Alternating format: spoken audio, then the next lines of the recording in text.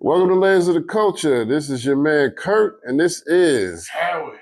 And it's episode 21. 21. That means we finally leave. Let me turn on a little more light here. We can drink. Yeah, we can drink now. Drinkity drink. Drink now, smoke something, light something. You know what I'm saying? I don't do none of them things. Me either, man. Glad I don't. So, how's everything been with you over the past week? Man, this week's been kind of crazy of just getting back into the grind. Like I said last week,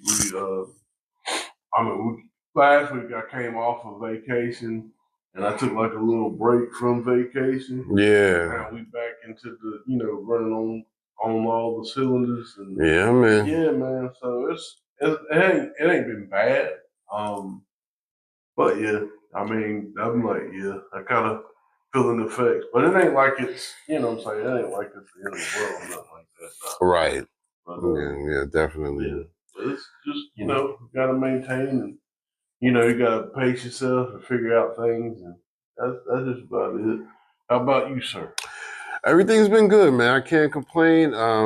Just been working and, living life, trying to do the thing. You know what? I think I forgot to turn that ring off, but I'm gonna hope nobody just don't call. Right. But yeah, so everything's been good. We had a little snow coming through over the past week, so that's been a thing. It's finally starting to melt off, but they're saying we might get some freezing rain this weekend, so we'll see what happens with that.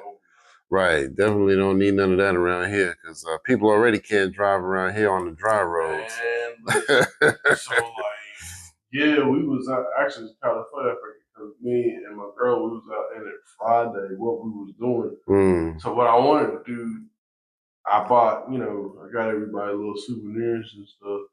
So I got my mom and my dad some stuff. Okay. And I wanted to, get it to them before, before it freeze and all that stuff. Because I figured, sometimes we'll see them, well, my mom would see every Sunday. And then, my dad, I might see him every, it'll be on the weekend, but it'll be, every once in a while. Yeah. So with that, I was like, well, let me go ahead and run these out. So we did that. And then, got some stuff just in case we already had eggs and stuff. We just needed, we was all kind of fighting colds and stuff like that. So I wanted to get Gatorade stuff to keep us hydrated. Yeah, the electrolytes and all that shit. Yeah. Hell yeah. So I was trying to get some stuff like that. And we found, when it started snowing, I mean, just a little bit. Mm-hmm. Oh man, people acting like they were up there flying in. That would kill me. Just if you don't run in it. Right. Take your time. Man, listen, I know what you're talking about, bro. I see mad people just driving by me like I was a school bus. I'm like, yo, what you doing? But they be the ones that get mad if they get into an accident. You know what I mean? So, but yeah, I went to the store during the time when it first started snowing and all the shelves was damn near empty, yo. I was like, yo, y'all just buy up all the eggs and bread and milk every time this shit happen. Like y'all scared the fucking world's gonna end. I'm like, damn, what the fuck y'all make with this shit? Cake? Right. If the world ends, we're gonna have plenty of cakes, nigga. Biscuits and shit. Got them biscuits, nigga. But yeah, man. So, everything's been good though. Of course, my thoughts and our thoughts go out to the people in California dealing with the wildfires and all that. So, that's pretty bad out there. Speaking of which, on that, and I meant to add this to our story a little bit, but where it happened, it was kind of like where the so-called black millionaires and stuff happened. Okay. And they were saying that really something don't sit right about it. It was started intentionally. Yeah, I saw a news report actually where they caught some people on camera walking through a neighborhood with little blowtorches, just trying to set shit up. Yeah. Yeah. I saw that shit. I was like, yo, the fuck? And there's some people saying, oh, it's divine judgment. Some people saying it's not. I mean, my thing of it is, I feel like both things could be right. Yeah. But at the same time, I mean, yeah, I still don't, like loss of property and stuff like that through that. Like I don't, celebrate that because, man, I mean, losing everything, I can only imagine what that's like. Like, you know what I'm Facts. saying? Like I'm not going to give everybody my situation. You know my situation. I put it like that. So it was a lot of the stuff I had to transition, but I still haven't, like, even in that, I haven't lost everything. You know what I'm saying? Yeah. So it's like, yeah, but to lose everything, Yeah. that's. And they said the insurance companies was canceling people's insurance like a few months back. It was almost like they knew this shit was gonna happen. People, And then they wonder why CEOs and stuff getting the weeds. I mean, then you wonder why people support him. You know what I mean? Because y'all doing this underhanded shit, man. Fucking crazy, man. That's why I don't, man, ever since like back in the day when they first talked about the insurance companies getting bailed out by the government and all that, I'm like, them niggas, they need no bailout. They had mad money. Oh, yeah, they got money. They tricked y'all fuckers into that shit. They just don't want to spend that money. Yeah, exactly. So, I mean, that'd be all right. Yeah. But anyway, also, before we get into the show, I want to, give a rest in peace. We did lose a reggae artist called Nardo Ranks. I heard one of his songs, but I didn't know his whole catalog. Mm-hmm. But he recently passed away, so rest in peace to him. I don't think there was anyone else that passed away, but he was definitely known in the Jamaican culture. You know what I mean? So, but either way, let's give him a moment of silence just to pay our respects.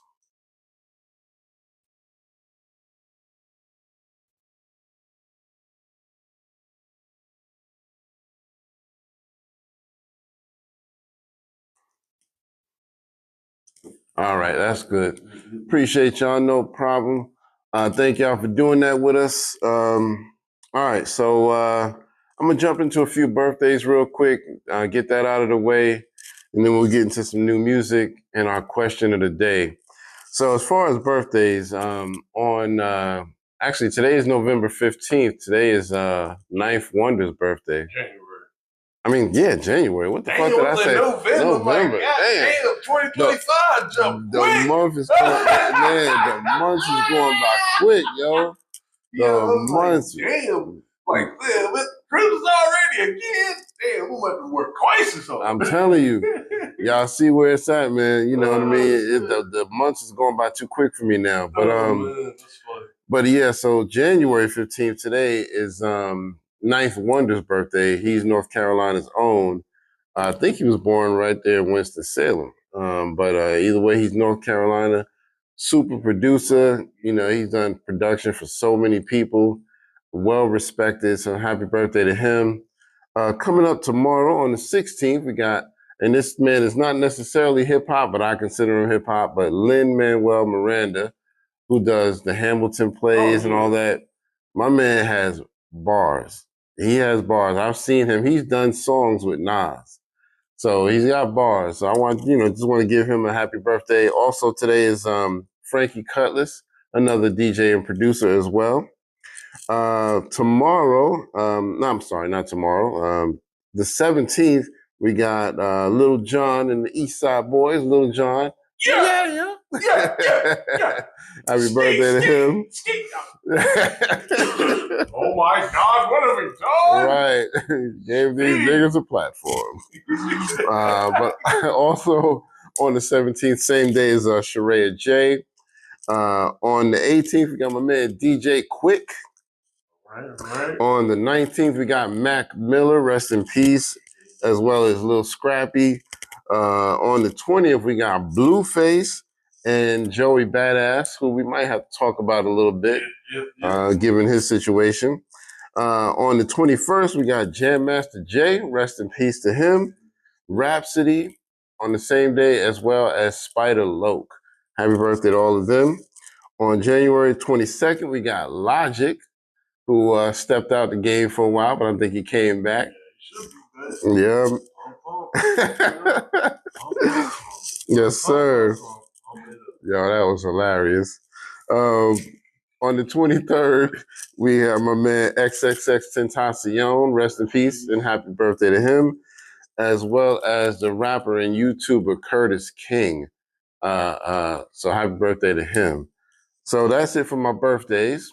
I'm gonna jump into a couple of music joints. I don't got too many, but some definitely heavy hitters. So my man Busta Rhymes is dropping a new album this Friday, which by the time y'all hear this, it'll be today because I always drop these on Friday. It's called The Awakening. He's got a one joint is being produced by Diamond D. Oh. So yes, sir. And Busta Rhymes is always big on getting the right producers. That's one thing I always give him credit for. He always makes sure that he got the right producers to make sure his songs sound right. So happy birthday, not happy birthday, but shout out to him. Coming up also, my man Rhyme Assassin, he did a song with M.O.P. And Rusty Jukes called Run 'Em Up. That joint is hard. I heard it. Also, Coast Contra. Y'all all need to know about them. That group goes hard. They got a new album called The Act. So Wait a minute, that's the group that Redman was listening to? I think so, yeah, I think so. And he's like, yeah, they make my stomach hurt. Yep, that's the ones. Yep, Coast Contra. So they've been killing the game, man. So go check them out. They just dropped a new album called The Act. They've been doing it for a few years too. So we gotta talk a little bit about Joey Badass, The Ruler is back. You know, that's a new song, but a lot of people have actually responded to that joint.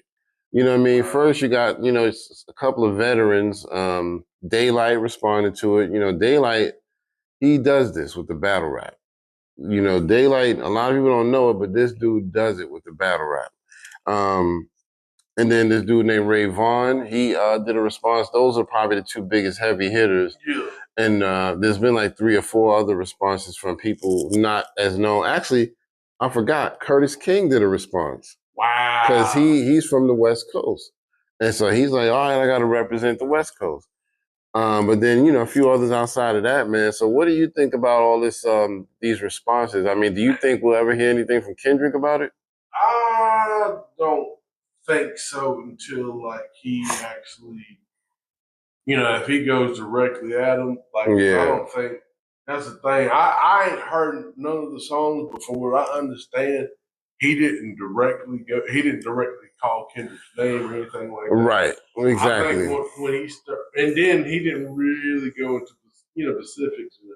You know what I'm saying about certain, like, oh, this guy's actually talking about Kendrick. Right. You know what I'm saying? I think once that happens, and then people will be like, hey, Kendrick, what you gonna do? I think that's when the sun will begin.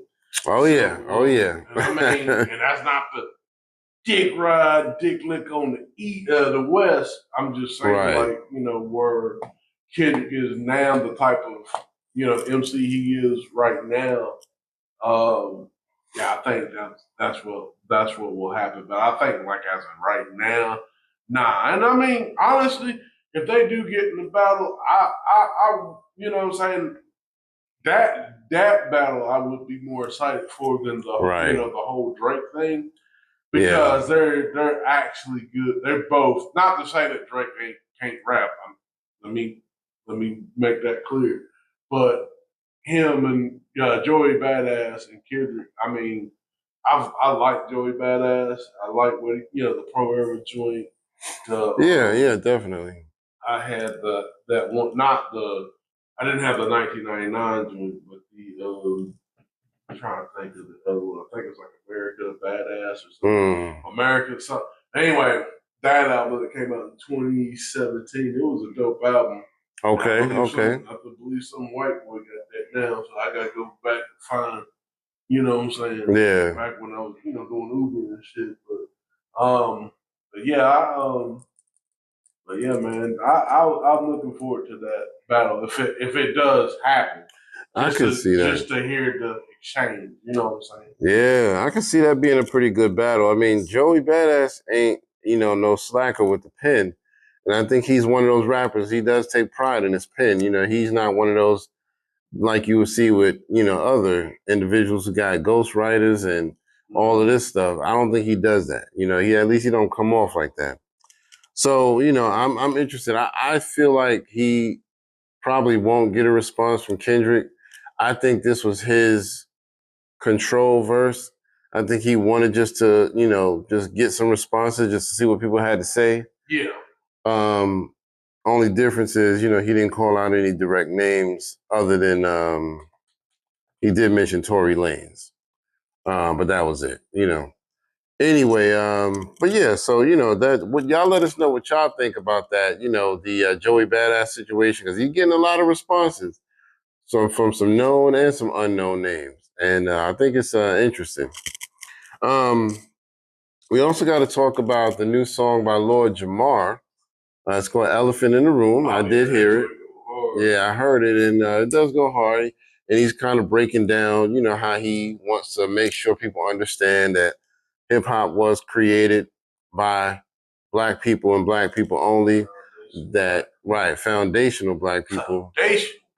And then, people like the Puerto Ricans and Jamaicans did help, but they didn't actually create anything. They just kind of jumped into it as soon as we got it going, and so they helped it flourish. You know what I mean? But that's, and I can agree with that. You know what I mean? So it is what it is. But he got a response from this dude. Oh yeah. He got a response from a dude called Microphone Prince called Fraud Jamar. I thought that was funny, man. I think that's the one I sent to you. What'd you think of that? Yo, I ain't gonna lie, my man went in on that. I like the beat jacket. I like the the youth punk jump up to get beat down. Like, man, shit, I listened to it like when he was playing that. I was like, damn, I gotta go back and listen to the original. That's how That's how tapped in I was on that. But yeah, man, like man. I respect the dialogue with both artists. You know what I'm saying? Like, yeah, we're gonna have a conversation. This is what it needs to be. I enjoy it for that. Yeah, yeah. I don't agree. I don't totally agree with Prince guy. He did a good job. I'm not gonna sit here and say he didn't. I think he kind of got. I think, as a lot of people do, they kind of get stuff with Lord Jamar misconstrued. He's not saying, because when I listen to the rap, it's almost like he's like Lord Jamar saying like Puerto Ricans didn't even exist. Right. It's not, in hip. He's not saying that. He's saying that when it comes to the creation of it, foundation Black America created, and just like I was explaining, because it's going to go into another topic. Before I came here, I was explaining to Brittany about Fat Joe and him stepping down from BET from hosting, and I was explaining to her like, yeah, it's not that he was saying some hurtful, some trash ass shit about black people. It's like, yeah, these bummy people, like bummy broke. Yeah, and it's like, yo, like that's kind of crazy, saying, especially a person like you that benefited from black culture. Yeah, absolutely. And, when it comes to the creation of it, yeah, like Puerto Ricans and Jamaicans were there, and I would say that if out of those two groups, if anybody had a little influence with hip hop, it would be the Jamaicans because of the whole toasting and all that stuff. That was kind of like, the toasting was kind of almost like rapping, for what I understand. Okay. And then, Okay. They had the little sound system. But as far as like, especially like when it comes to Cool Herc, but as far as that, like, yeah, he might be Jamaican, but they was imitating and emulating America culture, Black American culture. So you can't, you by that, you can't say that that it was created by Jamaicans and Puerto Ricans. Yeah. So I mean, that's all he's saying. He's not, and I think sometimes, I don't mean to talk too much, but I think sometimes the tone he says it rubs people the wrong way. Yeah, I do agree with that because he does have a certain way about him, about how he talks and all of that. So I get it, you know what I mean. But I do get his core message, and people like Kool Herc. They did play a big role in hip hop, but no, he didn't create it. I mean, yeah, they call him the father of hip hop, but that's just because he helped move it forward. You know what I mean? He helped put it in a package. You know what I mean? But hip hop has been going on way before him. You know what I mean? We can see breakdancing and stuff like that from way before him. Rapping way before him. Oh, You know yeah. what I mean? So all of that shit. That's why I try to do. I did the special about Grandmaster Flowers, and I want to do more of those types of things so we can understand those early pioneers who really contributed little by little until it finally became a package deal. So that's how I look at it. But yeah, so we'll go ahead and jump into some topics. We got to talk a little bit about Fat Joe because he's kind of mixed into all of this too. With him being Puerto Rican, a lot of people don't. Well, I've seen a lot of people saying that he's now canceled. You know how cancel culture goes. And then he also stepped down as host of the BET Hip Hop Awards.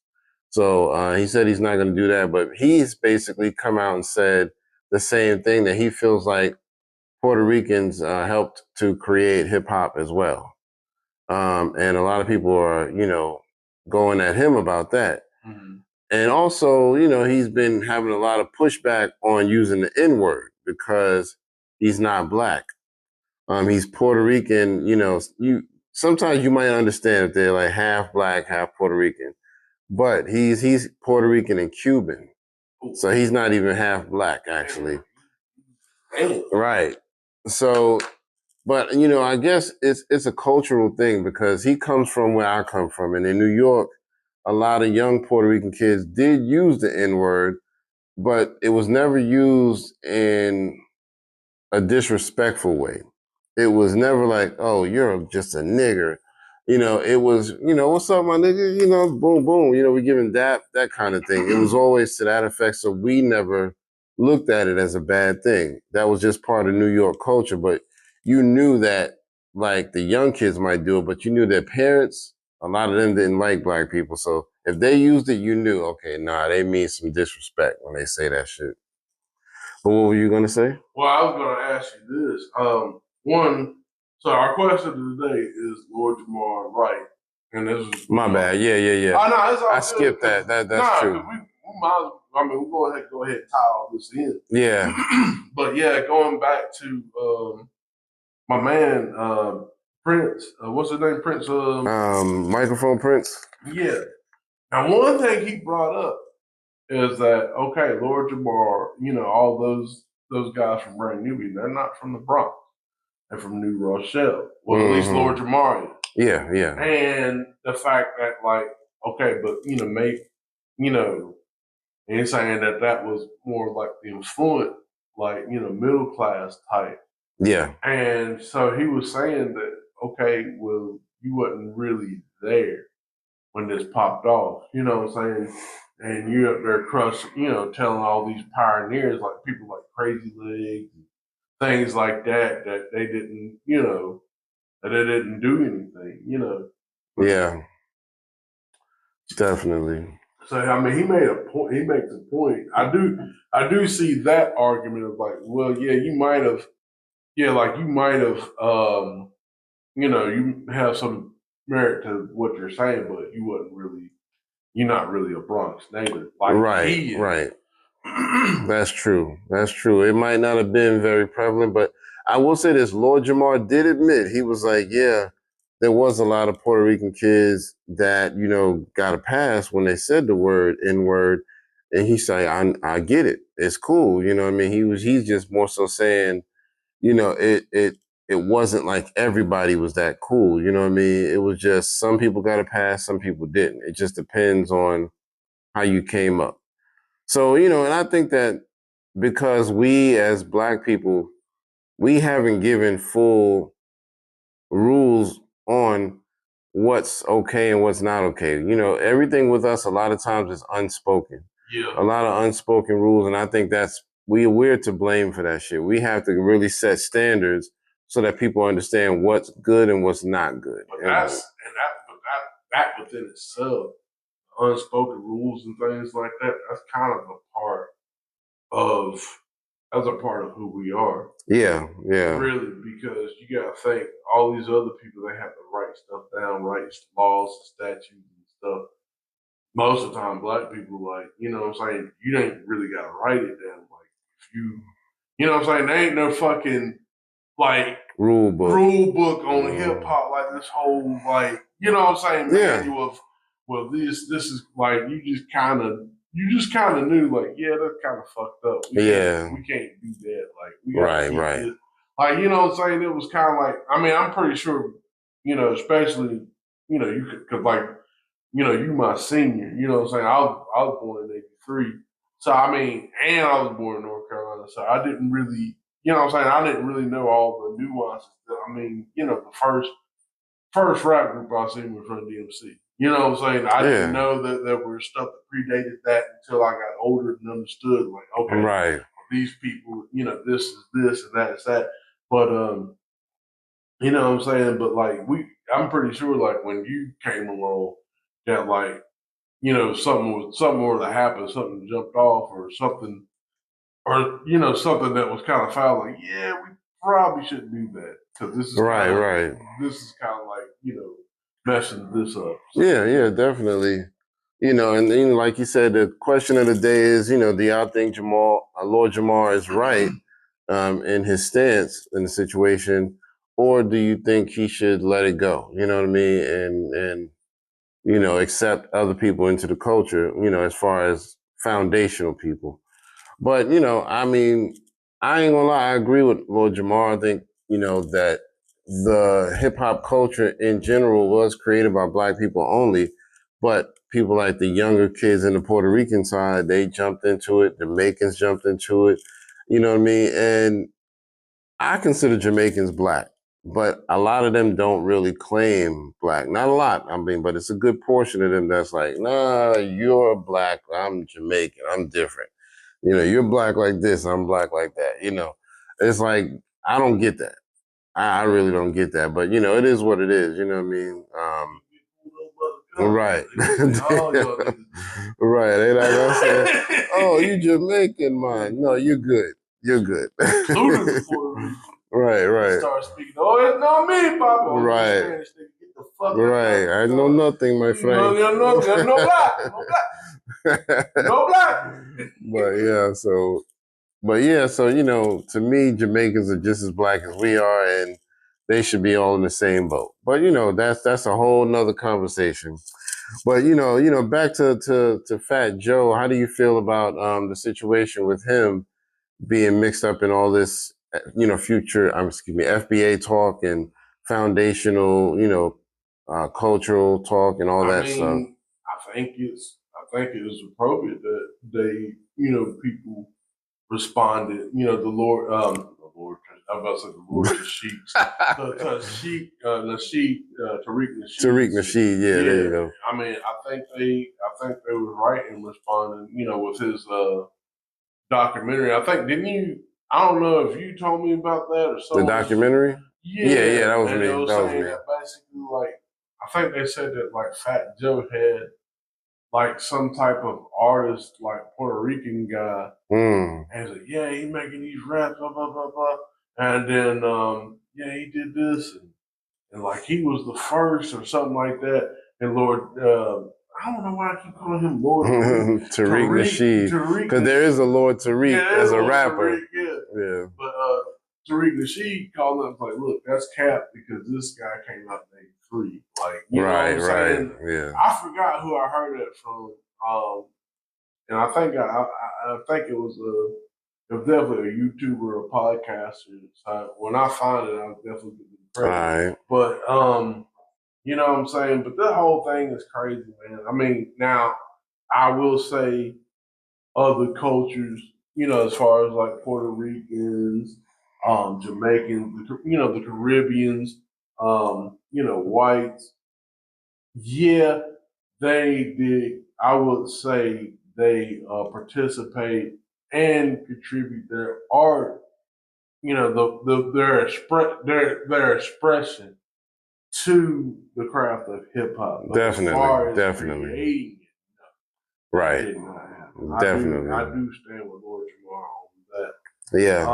But the Fat Joe thing, him stepping down, like I think that's what needed to happen. And really, you know what I'm saying? The thing of it is, I don't fuck with BET like that no more. Not people like me and you. You know what I'm saying? The older demographic. Because we remember BET was solid. Yeah, it was actually cool. You know what I'm saying? Well, where I was at, you know what I'm saying, we got a little drizzle of like BET, and that's like, oh, okay, we finally got it. Like, yeah. You know what I'm saying? Where we was at, yeah, we was getting it. Like, we ain't gonna bring none of them niggers in here. Right. Them niggers is out. I'm like, the best era of BET was when they had Video Soul, Teen Summit, Rap City, and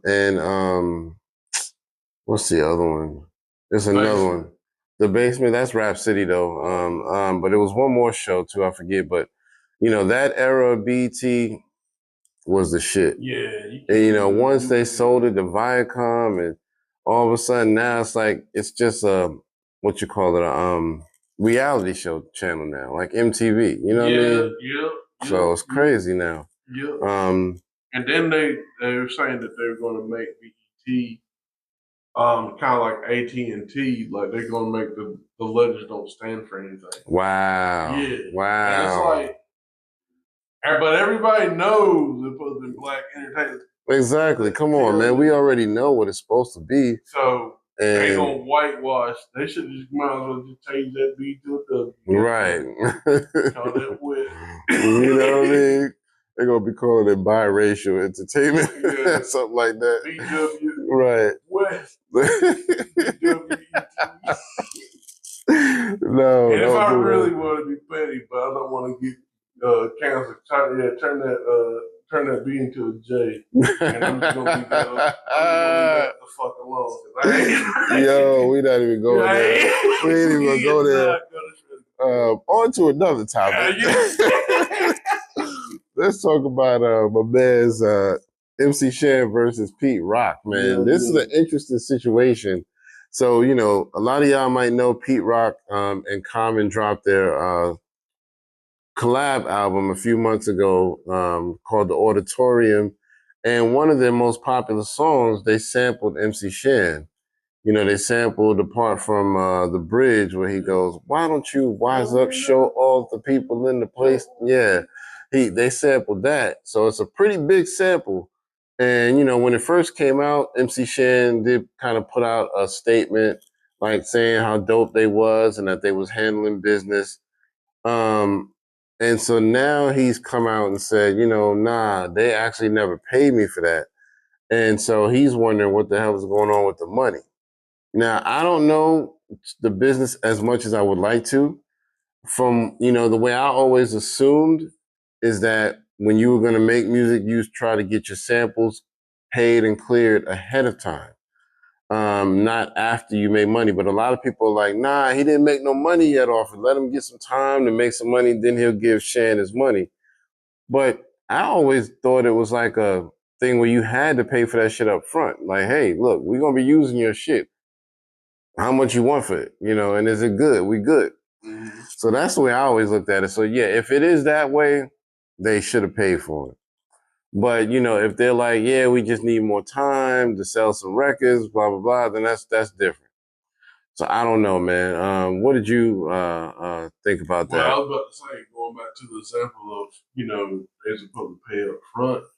I mean, I think about, I hate to say it, use as an example, MC Hammer, when it came to Can't Touch This. Yeah, man. Took the sample from, Rick James Super Freak.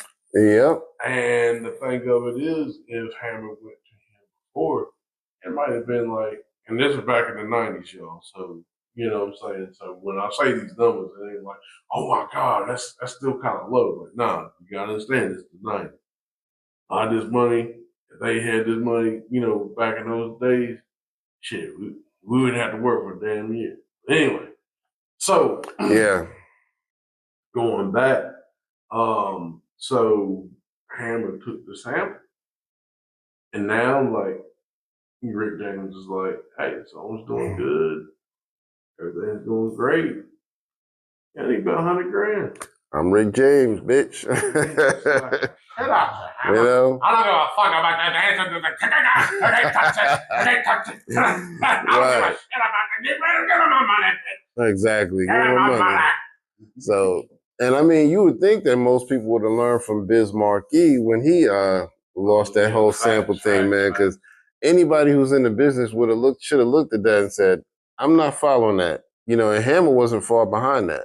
Hammer came not too far behind that. So I don't know, man. And at the same time, too, I think that's around that time, a lot of the, you know, before, and I think about people like Public Enemy, you know, they didn't have to, you know, rap music was taking music and making music. They didn't make, but they started making that law around what, 89, 90, talking about they had to clear the samples. Right. Oh, you have to pay, make sure that you're paying the artist because, you know, that's theft. You're stealing intellectual property from the artist. And but what they really was saying is, nah, we own this stuff. We own these artists. We own their masters. And you're taking from them. You need to be paid and compensated for that. They don't give a fuck about the artist. Right. I mean, real talk about it. Think it. I mean, just being real. So, but yeah, like, but you know, in that sense, with the Pete Rock situation,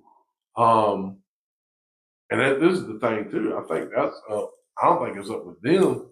I think it's more so up with the people they probably got the sample with, the label or whoever had it, and they probably haven't gave. And this is just me speculating, everybody. They probably didn't give their portion to Shan. So it ain't. It's like Shan's kind of like attacking the wrong people, in my opinion. And I could be wrong. Yeah, man. But, you know, y'all let us know what y'all think about that. You know, if you're familiar with the situation, or even if you're not, if you're just interested in a good conversation about the subject, let us know what y'all think in the comments, man, because that's a serious situation. Yeah. I do think, you know, people like MC Shan should be paid.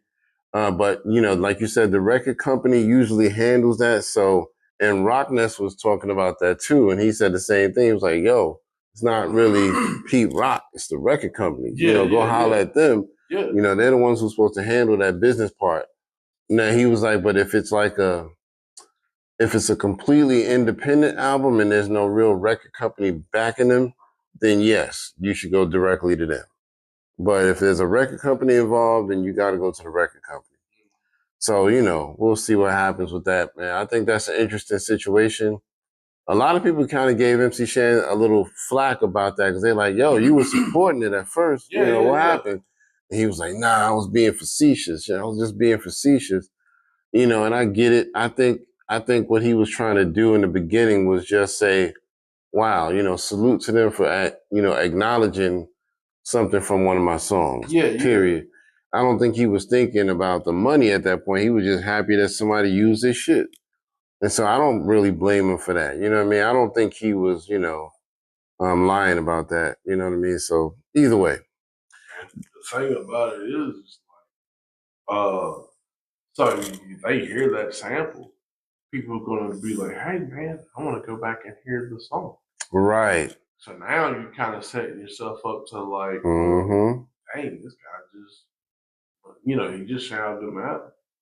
Why I understand he got to get paid, but it's like, dang, everything about money. Right.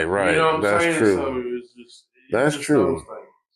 Yeah, and I mean, MC Shan does kind of have a reputation for just seeming like he's sometimes bitter about every little thing. You know, he got on Nas a couple of times about something. He, you know, every now and then he just calls out people, why ain't you doing this? Why ain't you doing that? And it's like, you do kind of come off that way. You know, you might have the right intention, but you come off a little salty and bitter, that's all. But again, y'all let us know what y'all think in the comments, and please don't forget, like, share, subscribe, like, share, subscribe, like, share, subscribe.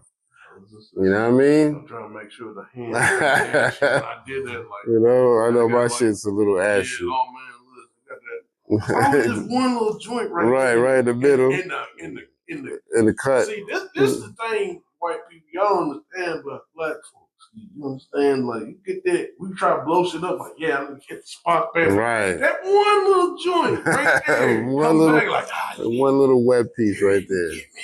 Right. Get me that way. Yeah, man. Everybody else, you know what I mean? But the corners stay ashy. You know what I'm saying? But yeah, man. But we also got to talk about this 50 Cent, Cameron, Jim Jones, Mase situation. That's a situation that's been going around. Got a piece of gum or anything? Oh, I do. Yeah, I got the dry mouth. Understood. But yeah, so actually, I got also this whole that's fine. This whole thing started about a month ago. You know what I mean? Cameron, thank you. Yeah. He did an interview with 50 Cent. Now, a lot of people, younger people, y'all may not know, they have a history where back in the day they did have a beef, a small little rap battle beef with each other. And, that was back when, 50 was really just trying to make a name for himself. So he was calling people out left and right. And so that, they kind of got into a little thing. It wasn't like they were going to kill each other or anything. It was really just lyrical, but, they went at it for a little bit. So now, hence why I call Curtis. Curtis! Yes, sir. Yeah, Cameron. That's where that comes from. That's where that comes from. The hook, you know what I mean? That was the hook. He was like, Curtis! Yo, that was funny as shit. But, so years later now, all that shit has passed them and they kind of squashed it and left it as water under the bridge. So, Cam decides to do the interview with 50 and, during the interview, they, bring up Jim Jones because during the beef, one of the diabolical things that 50 did, he had Jim Jones, who is part of Cameron's crew, Dipset, he had Jim Jones on stage with him. And so everybody was kind of like, yo, Jim Jones siding with 50 during the beef, blah, blah, blah. He should be siding with Cam. And so, it's been years. This was probably 2009, maybe? If I I can't remember the exact year, but maybe a little earlier. Yeah, when that was going on, I was actually in Job Corps. Okay. So, yeah, I was there like 2006, 2007. So it might have been 07 then. It was like 7. But, so they had their little beef and, like I said, and Cameron just kind of brought it up in the interview. He was just like, yo, 50, you remember that time when, we was doing our little battle and you had some of my people from Dipset come out to your show and, and they kind of just, laughed about it. Like, that was a historical moment back then. It was lighthearted mention. Yes. But when the word got back to Jim Jones, he got upset, started talking shit about them. Oh, they could suck my dick, blah, blah, blah. Why they got nothing to talk about but Capo. And I think he did overreact with that. You know what I mean? You could at least, say, hey, that's something that happened. It is what it is. It's in the past. That's it. So, since Jim Jones started, talking shit about them, now they start talking shit about him back. So Cameron's responding to Jim Jones. Then Mase gets brought into it because Cam and Mase are cool now and they once had beef because, of some shit. Now, the Cam and Mase beef was a little more serious. They could have actually gotten into some physical shit. They really didn't like each other at one time. Yeah, which is sad because they was friends. They were really good friends. Yeah. Sometimes that shit happens. It's like, man. Yeah, man. Those are the worst beefs, the ones where you've been friends for a while and now all of a sudden you're not. Because Busta Rhymes used to be with Leaders of the New School. He actually got into a physical fight with one of them. You know what I mean? It was just, those are the worst ones, man. But anyway, so yeah, and they it was brought up that Mase actually taught Jim Jones how to rap. I think that was one of the things that Cameron said in his response. Like, yeah, Mase taught you how to rap, blah, blah, blah. You was a fan, you was this. And so that's how Mase got brought into it. But it's a whole bunch of shit. I don't want to rant about it, but what did you think about the whole thing? You know what I'm saying? They shouldn't be talking about me. You know what I'm saying? And I'll just say, look, they can't. Look, I went to the what's the store? I was trying to get the jewelry at the store. Yeah. They wouldn't let me in. I was crying like a bitch. You know what I mean? They don't want to talk to Capo. I want to go to the store, the jewelry store. You know what I'm saying? I don't know. I didn't stop. They got people knocking on the door. What you say about Capo? He was like, look, man, these are jokes. Right. Well, yeah, I mean, it's just, it was no reason for it, and I think that's the way Cameron felt. He was just like, nah, we wasn't talking to disrespect Jim. We were just saying this is something that happened. It is what it is. We just laughing about it because it's old news. Yeah, it's old. And he was just looking at 50 like, you was a clever nigga for doing that. You know what I mean? You got some of my people to come to your show. You know what I mean? Kind of switch sides for a moment there. That's what I had to do, you know what I'm saying? That's what I do. Because anybody got beef, you involved, you know what I'm saying? Right, you involved. So, I got your people involved. You know what I mean? It's my horrible fiction. But yeah, so, I think that was the thing, and then, like I said, Mase got drug into it. So Mase is kind of like, look, I'm not even with that. You know what I mean? I have love for him. I got love for him. I'm cool with both of them, but this is where it happened. Yeah, I did, teach him how to rap. And Jim Jones even admitted that, in several interviews, he admitted Mase taught him how to rap. And so they kind of looking at him like, you came up off of us. Cameron kind of brought you into Dipset because you was a fan. Yep. And Mase taught you how to rap, blah, blah, blah. Now, Jim Jones, most people know that in the beginning, he wasn't really rapping in Dipset.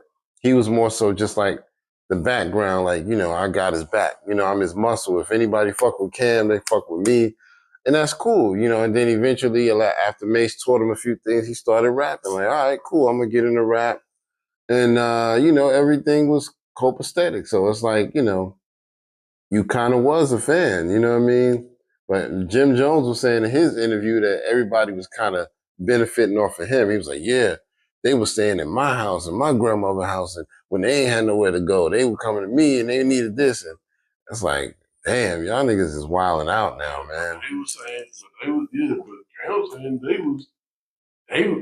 Jim Jones had to drag him over there. Right. And they said Jim Jones ain't even from Harlem. I didn't even know that. Yes, I didn't even know that. I was like, yo. And that's one thing I have to give Cam. Because that's one thing I could say. Like, I think, Cam never really, like, if you from Harlem, people know. Because you don't really have to hit them like that. You ain't got to go overboard like that. Harlem, like Harlem niggas don't, you know what I'm saying? So, yeah, man. But, that's true. I just hate it like that, you know what I'm saying? Like, beginning of the year, like, y'all already trying to, it just is what it is. Yeah, man, it is what it is, man. Y'all let us know in the comments what y'all think of that situation, man, because that's crazy. It's funny to me, you know what I mean? I don't think anything serious is going to happen from it. I think they'll mend the fences again or whatever, but question. Did 50 and Cam finally ended up doing music together? Did they have any music together? I don't think so. So I'll be honest, I don't think so. They might. If they did, I don't know about it.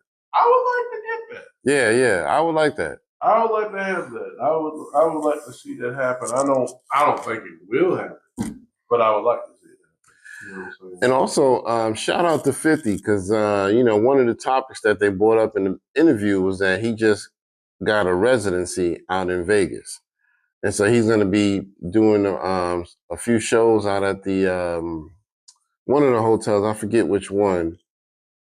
Oh fuck! Planet Hollywood. Planet Hollywood. So he got a residency there, and he's probably going to dish out all those classics and shit because I don't think he's really doing nothing too new these days. But he's got a lot of good classics under his belt, so I'm sure he'll be bringing out people like Lloyd Banks, you know what I mean, and all of that, and doing his G Unit stuff. So you know what they should have done? He should got Camel to it and be like, yo, so my man thought, I'm just up here speaking, I'm opening up the show. You know what I'm saying? My man, I gotta drink my drink. I'm about to get the cheeks tonight. Yo, my man's about to come up here, and his name is Curtis. Yo, that would be funny as shit. In the middle of 50 songs, the song just drops. I mean, goes quiet, and then you just hear somebody, Curtis! And then he walk out on stage, and then they do a joint together. That would be kind of dope. Yeah, that would be kind of dope. Yeah. Hey, we just sold you one. You know what I mean? We got ideas. We got ideas, man. Come on, man. Just give us the royalties. Yeah, you know what I mean? Something, something to get a cheese sandwich off of. That's it. But yeah, man. Y'all let us know what y'all think about the whole situation. You think Jim Jones is bugging. You think Cam went too far. You think 50 is doing shit on purpose, like to try to spark some shit. I don't know, man. But, I feel like it was an honest conversation. I think Jim Jones just took it the wrong way. But anyway, let's talk about this Drake situation. You were telling me that Drake is dropping one of his petitions, right? Yeah, he did this yesterday. Okay. So this is like brand new. Okay. Yeah. So I don't know if he dropped. Some people saying he dropped one of the petitions. Some people say he dropping both. Particularly, hell, don't he got like 5 or 6? Particularly, I think the one with UMC, UMC particularly, I believe it might be the one that he had against Spotify, but particularly, I think it is the UMC one. Mm-hmm. Some people actually, I was listening to a guy, shout out Torture Talk. They were pretty much speculating that, well, he's got this lawsuit. Mm-hmm. He can't drop music. So that's interfering with his money. Yeah. So that's probably why he's like, well, I'm going to drop it. I want to get it out. But the problem with that is that, Drake just ain't the man right now. You know what I'm saying? He really not, as far as in the eyes of the people. Now, as far as numbers and all that, oh yeah, he's still the number one, artist, and he got, on the numbers, but in the eyes of the people with that whole battle, like he's not really looking too good.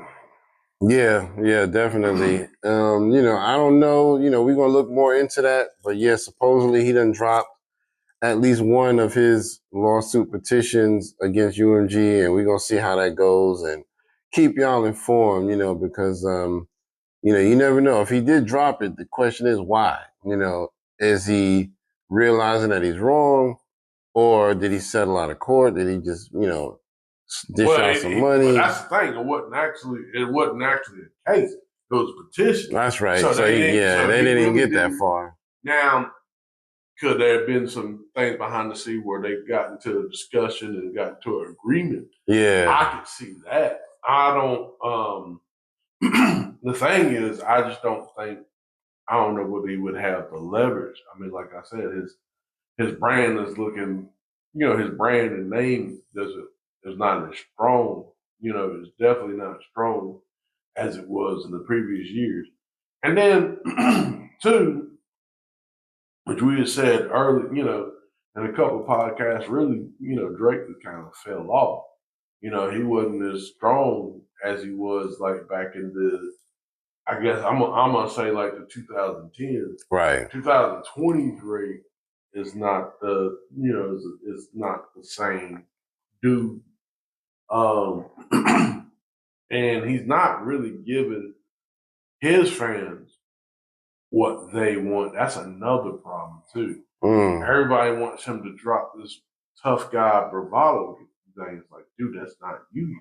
Right, You're the emotional guy. You the cry on the shoulder nigga. Right. I'm in my feelings. Yeah. That's your lane. I'm not saying restrict yourself to that lane. And also there should be some growth. As an artist, yeah, you might, instead of talking about the same thing, but that's neither here nor there. But yeah, Drake dropping an album, with like I said, with him dropping the petition, him trying to drop an album out, I think that's gonna do more damage.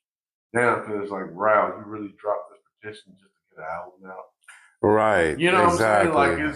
Like so really it's gonna be, And if that's the case, he gonna whine about that. I couldn't even do my little lawsuit because I had to put out music because I need the money, and I need, it's gonna be a whole bunch of crybaby shit if that's the case. You know what I mean? But and listen, man, we giving y'all some good conversation here, so hit one of those buttons, man. Don't take much. We want to spread the word around, help us, grow the channel. The more people that like, the more people that subscribe, the more people that follow and share and all that shit helps us out. So really do us that favor because, we giving you some real hip hop shit. So I know there's some hip hop heads out there who appreciate this conversation. So help us out with that. You know what I mean? Hit them buttons. You know what I mean? It don't take but a minute. You could have hit it like 3, 4, 5 times by now. You know what I mean? Yeah. So anyway, but yeah, man, that's a crazy situation, man, with the Drake thing. So we'll see what happens with that. You want to mention anything else before we wrap it up today? Yeah, I was going to say too about the Drake situation. Yeah, man, it's just he kind of like I said, he kind of overplayed his hand. And really, it looked like 2025 is about to be Kendrick's year too, where everything is setting up. Yeah. It's just crazy. Like, and watch Drake. Watch him say something like, "I had to fall back so he could have a good year." You know what I mean? Watch him say some shit like that. We ain't gonna believe that shit. You know what I mean? Nobody ain't gonna believe it, but I guarantee you he'll say some shit like that. Well, and that's the thing with that too. It's like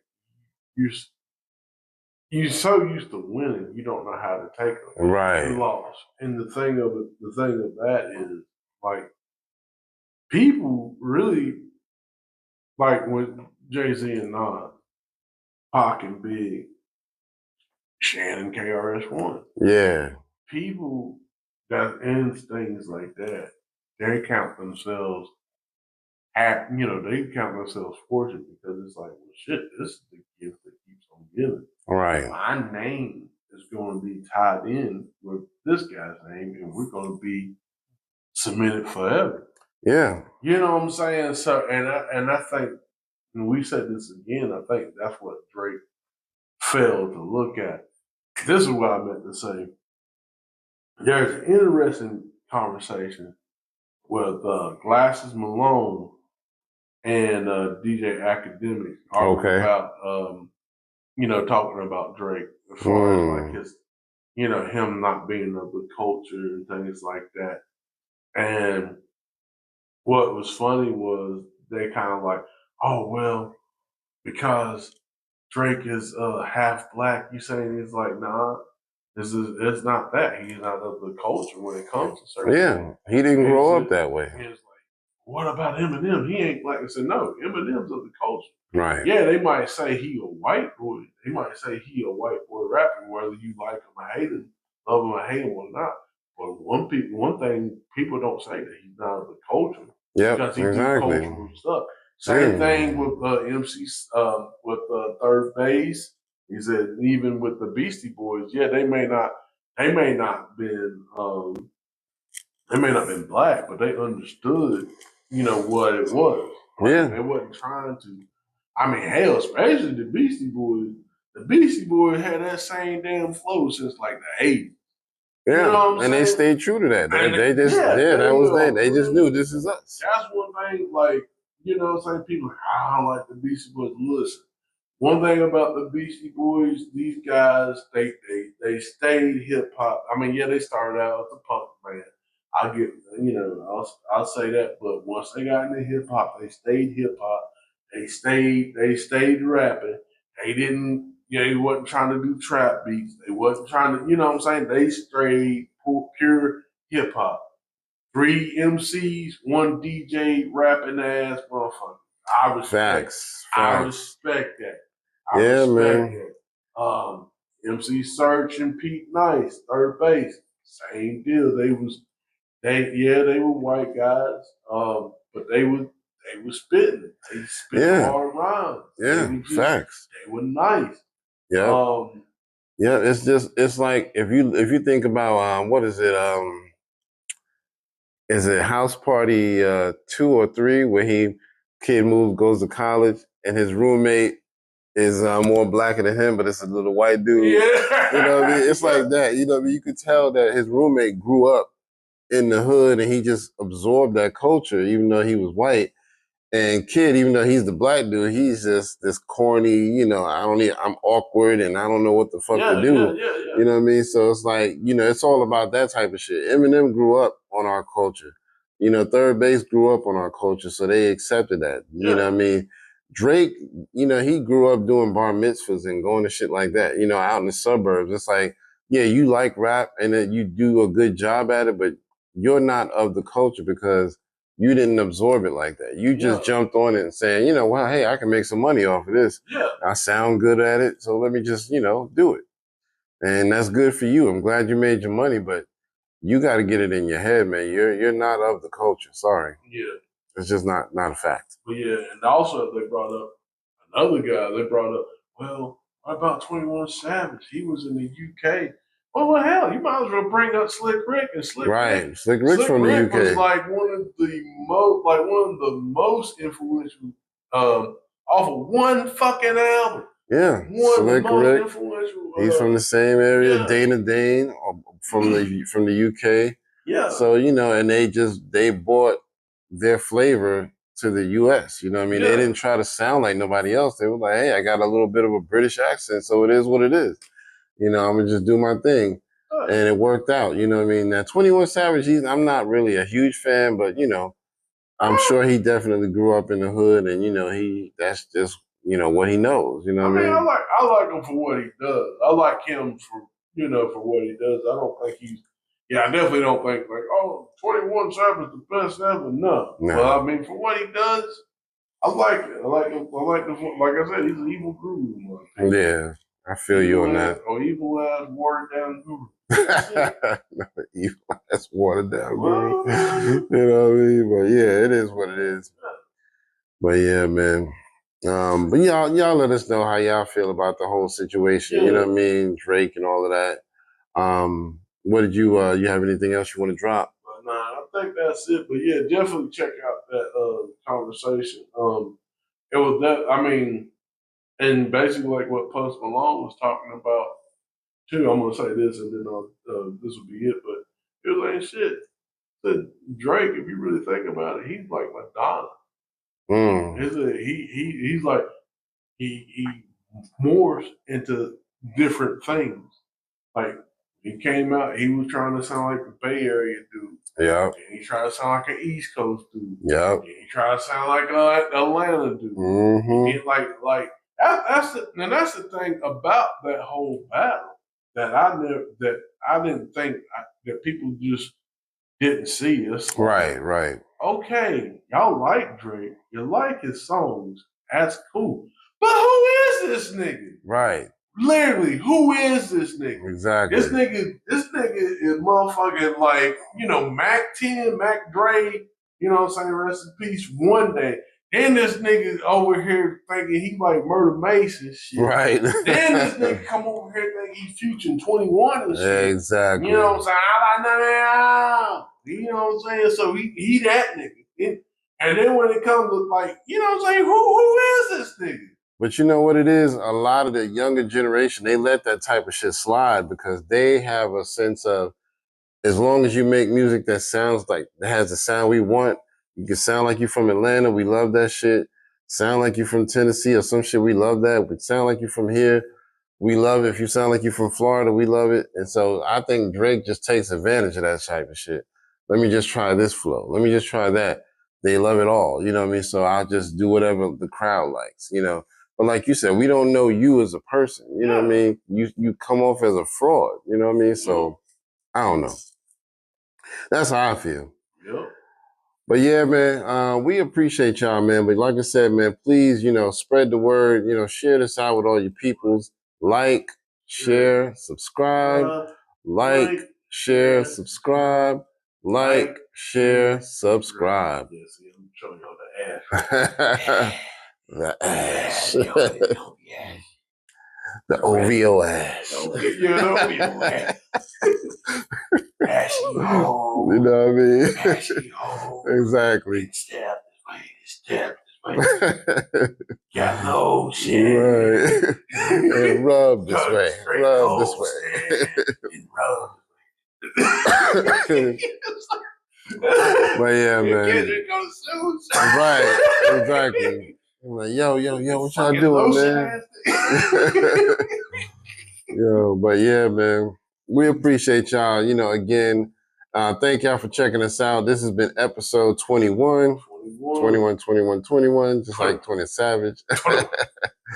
But this is your man, Kurt, and this is Howard. And we'll see y'all on the next one. Peace.